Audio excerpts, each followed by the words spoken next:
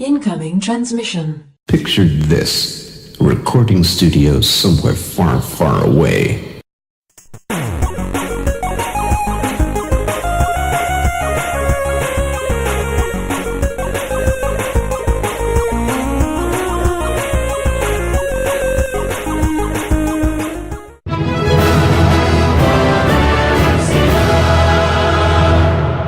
Welcome, Watchers of Illusion, to my Castle of Confusion. It's the 27th of February, and we're almost through the month. We've got a day left. There we go, because someone cut it short by a day, 2 days, 3 days. Who knows? Who cares? I'm looking at Midnight Resistance on the Spectrum today, and I hope you're going to enjoy it. Done by Ocean, originally by Data East on the arcade. This was converted to many a system, and I can give you those systems right now. It was based on the arcade game, and it was released for the Sega Mega Drive or Genesis, depending on which region you're from, the Spectrum, as you can see here, Amstrad CPC, Commodore 64, Amiga, and Atari ST. Quite a lot there. This was released in 1990. And it was released, the Sega systems were 91 and the Atari was 92, so quite a late entry there for the Atari, but there you go. Now the Spectrum version was completely rewritten from the ground up to this more sort of cartoon style, as you can see here. I don't know if you ever played Midnight Resistance, but it's really not a cartoony kind of game. Reminds me very much of Joe Blade. Don't know if you guys ever remember playing that on the Specky, but this reminds me very much of that game. Joe Blade, another game that's coming onto the channel at some point in the future. I think there were quite a few of the iterations of that as well, quite a few sequels to Joe Blade. I think there were 3 or 4 versions of that game, but there we go. Now, Midnight Resistance on the arcade was 2-player. It was 2-player on the Amiga as well. That's one of the first games I ever played on the Amiga, and such fun it was. But this is only 1 player, sadly. As you can probably see, the technical limitations of the Spectrum would have prevented a 2-player round, which is a bit of a shame. But, oh well, never mind. We'll just get on with it, shall we?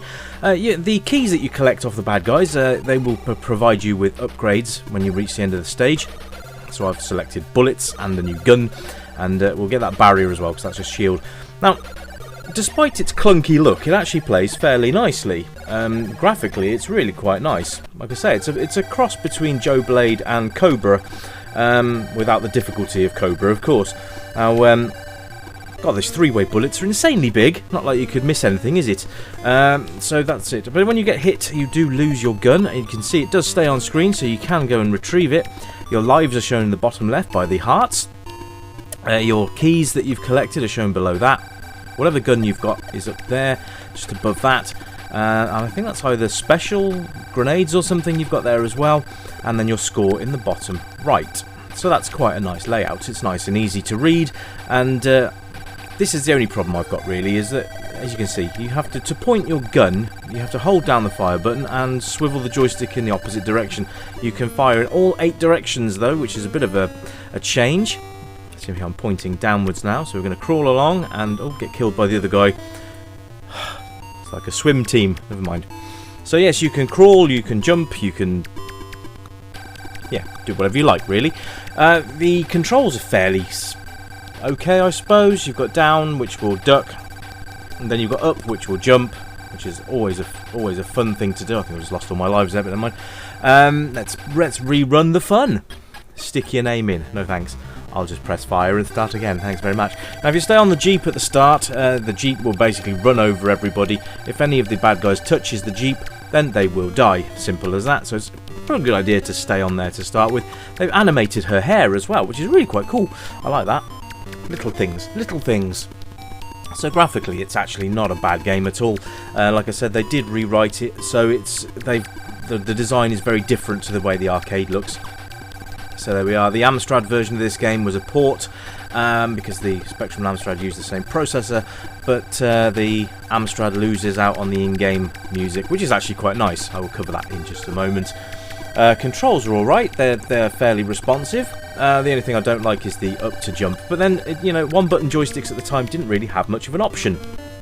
2-button joysticks, I should say, were not really introduced until the Amiga days, which was kind of a bit further on from this. Kind of nice, this boss level here, and the music changes as well when you're in the boss fight, which is also quite cool.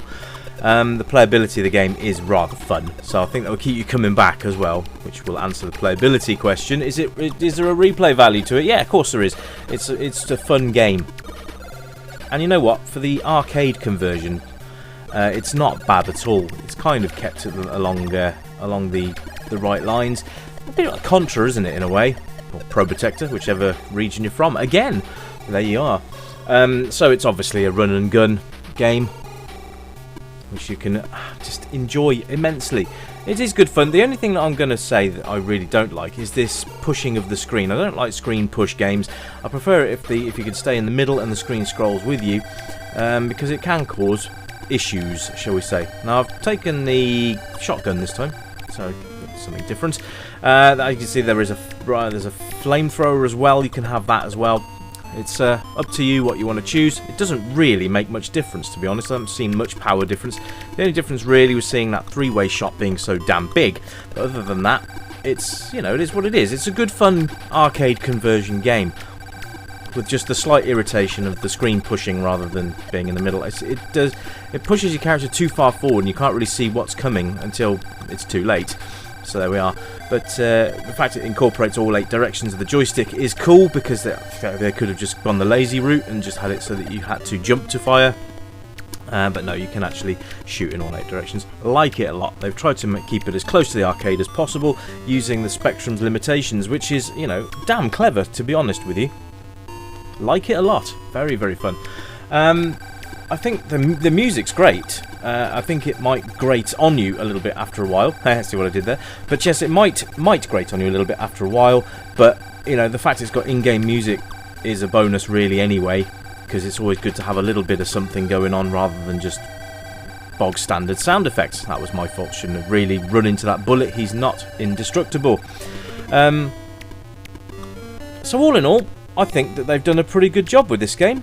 You know, it's recognisable as Midnight Resistance. They've taken influences from other games, obviously. Like I said, Cobra and Joe Blade, but, you know, we'll cover those at some point. You can actually see for yourselves. I will be having a look at Midnight Resistance on other platforms as well, coming up in the future, but this was one of my favourites on the Amiga, so I thought I'd try it on the Spectrum. We haven't visited the Spectrum for a while, so I thought it was a good chance to come through and have a look at it now. So I hope you've enjoyed the review, and hello to new subscribers. Great to have you guys on the channel. Hello to my existing crew. You guys are awesome. And I will catch you very soon for a brand new review. You take it easy, keep it retro, and bye for now.